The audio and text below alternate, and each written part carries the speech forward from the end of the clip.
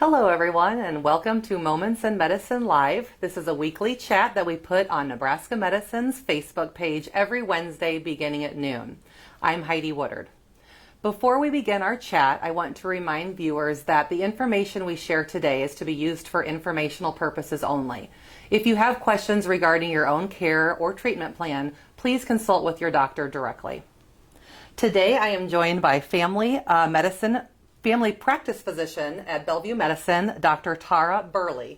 Thanks for joining us, Dr. Burleigh. Yeah, thanks for having me. We're talking about the importance of establishing a primary care doctor in the new year. And you notice I stumbled. A lot of times people just say doctor.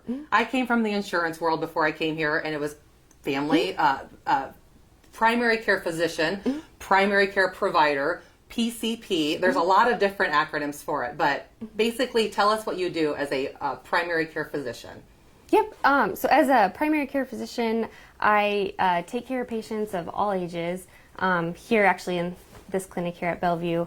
And that's a wide range of things. Here at Nebraska Medicine, we practice the patient-centered medical home model. So what that entails is, I see all aspects, patients for all aspects of their care. So that's acute visits, like when they get sick or when they get injured. We also provide preventative services, also manage chronic medical diseases, so like high blood pressure, diabetes, high cholesterol, those things, and then also do some end-of-life care as well.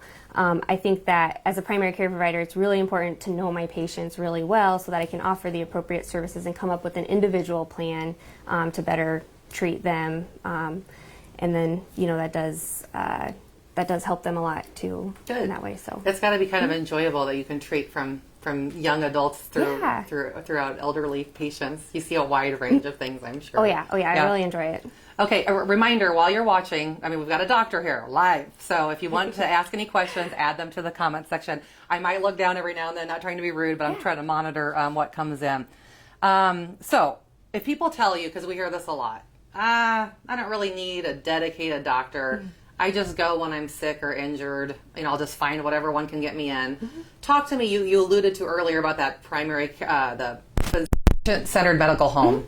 And you want that primary location so that your doctor can have some level of continuity of care. So explain to me what you would say to people that say, I don't go in unless I need to. I would disagree with them, of course, because I am a primary care provider. So I do think it's important because in medicine, there's not a one-size-fits-all. So the patient-centered medical home, what that's focusing on is providing, all of the care for that patient. So whether it's, preventative, managing their medical conditions, whatnot.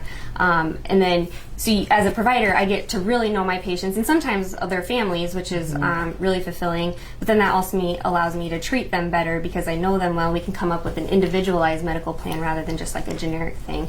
And then also having a primary care provider does improve health outcomes. It limits the amount of visits to the ER, hospitalizations, and then people do also have a higher satisfaction with their medical care when they have a primary care provider. Great. So I do think it's important. It's worth it. It's worth looking into it. Okay. Yeah. So why is the new year, we just turned the calendar to 2019, why is the new year a perfect time for establishing that relationship with a new doctor? Yeah, so that's a great question. So a lot of insurance companies, insurance plans tend to kick in at the new year.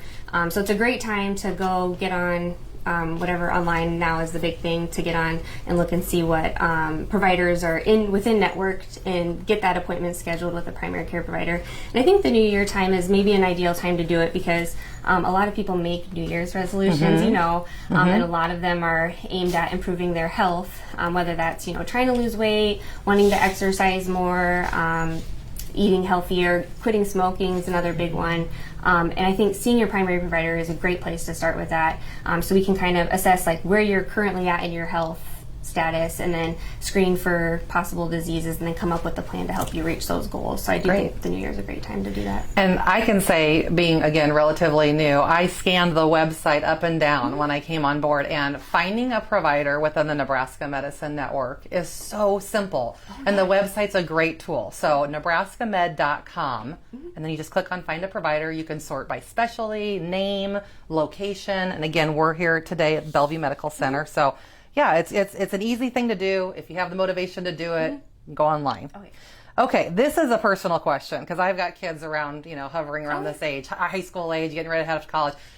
At what time do you transition those young adults from their pediatric provider to a family care practitioner? What do you recommend? Yep. So that's a great question.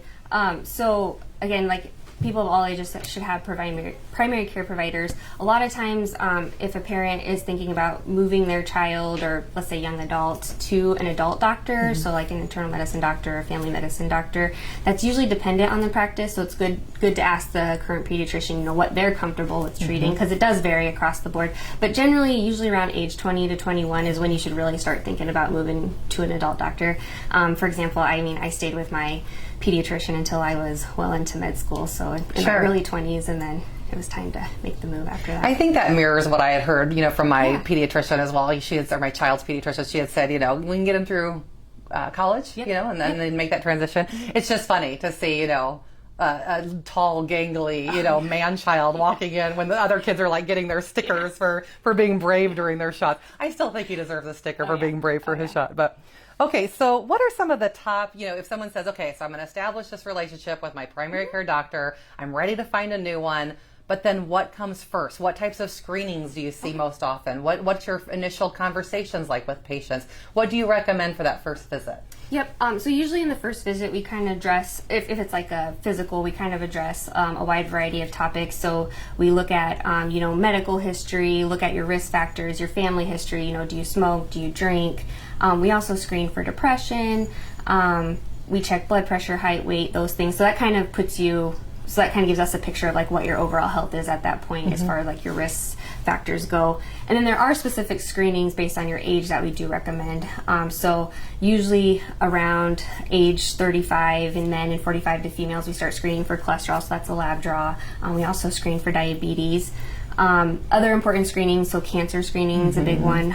Recommend at age 21 for the females, starting the pap smear screening. And then another big one is breast cancer screening. This one gets kind of, so that there's, as far as like all these screening guidelines, they all come from the government agency, the United States Preventive Service Task Force. So they kind of look at all the data and then come up with like science-based recommendations. And so there are some conflicts with major groups. And so as far as the breast cancer screening one goes, they recommend starting at age 50, but then the American Cancer Society recommends starting at age 40. And so this is where I say it is important to have your primary care provider because then they know your risk and you can have that conversation. Okay, what do you think is better for you individually? Like when is the best time to start screening and how often should we do this screening? Yeah, I can say my family practice provider recommended, but due to my family history, before age 40, and because I'm so young, guys.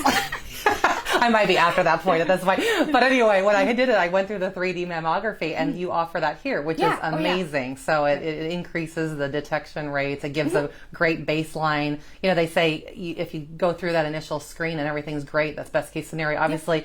But it's so important to have those initial screenings so that they can be compared from year to year to year. Exactly.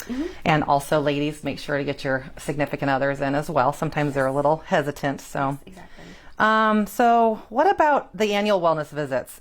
Are they, you alluded to them, are they better to schedule earlier in a young adult's life versus waiting until, I probably should get in, I'm a little older now. Is it better to get the young people in sooner? I think at least like when you turn 18, 20, let's back up a little bit. So as a child or as a teenager, you're usually seeing your primary care provider every year for like a school physical or sports physical. And then once you hit that adult phase, I think it's good to get in initially a couple of times and kind of assess where your risk is at. Because if you're otherwise pretty healthy, you could probably go every couple years. However, if you do have a strong family history of like, let's say heart disease, cancer, then maybe you want to follow more closely and be seen, more frequently every year.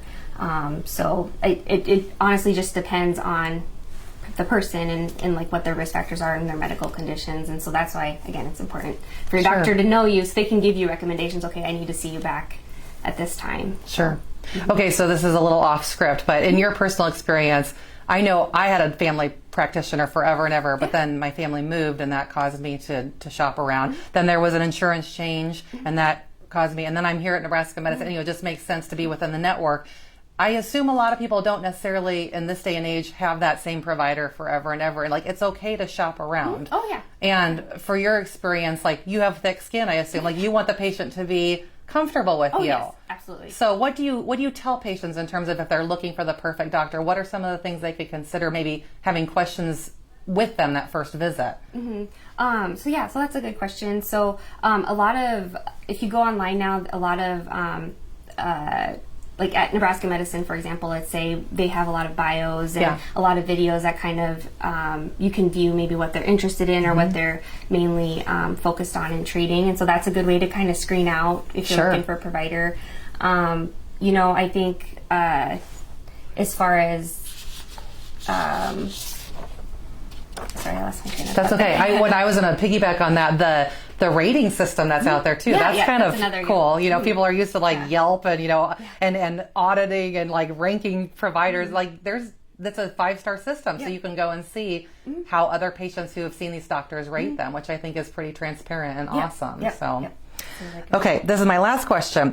When we talk about scheduling earlier in the year for those wellness visits, what about the older adults on Medicare specifically? Do you have any advice for them? Yep. So actually, I did want to talk about the Medicare visits. So Medicare does offer, or they completely cover like an annual physical once a year. So when you initially have the Medicare benefit, you can sign up for the initial Welcome to Medicare visit. It's completely covered by them. And then they cover a visit every 12 months after that. So every 12 months you get that free visit. And in that visit, we do a lot of things. We check blood pressure, height, weight. We go over all your medical history and medications and those things. And then we also do like screening for dementia, depression. We do screening for like your functional ability at home, safety at home. And then we kind of come up with a health plan based on all of that. We also look at what screening things are indicated and what other workup we should do to kind of help keep you healthy. Great.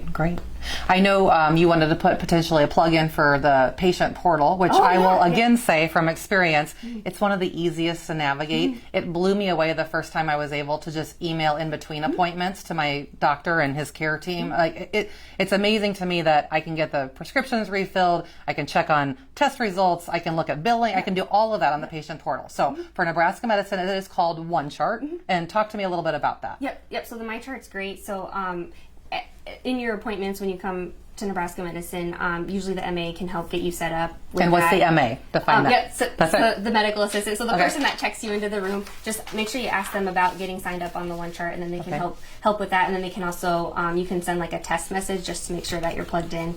But yeah, it is great because like you said, you can schedule your appointments on it, look at when your appointments are coming up. You can view previous lab tests that you have, what lab tests you have coming up. We also, you can see doctor's notes on there, and then you can contact your primary provider through that portal as well. So wonderful. Is there anything else you want to add today? No. I just want to thank Dr. Burleigh. This was very informative. We'll make sure after we finish it on Facebook, we'll put it on the website eventually as well, so people can refer back to it.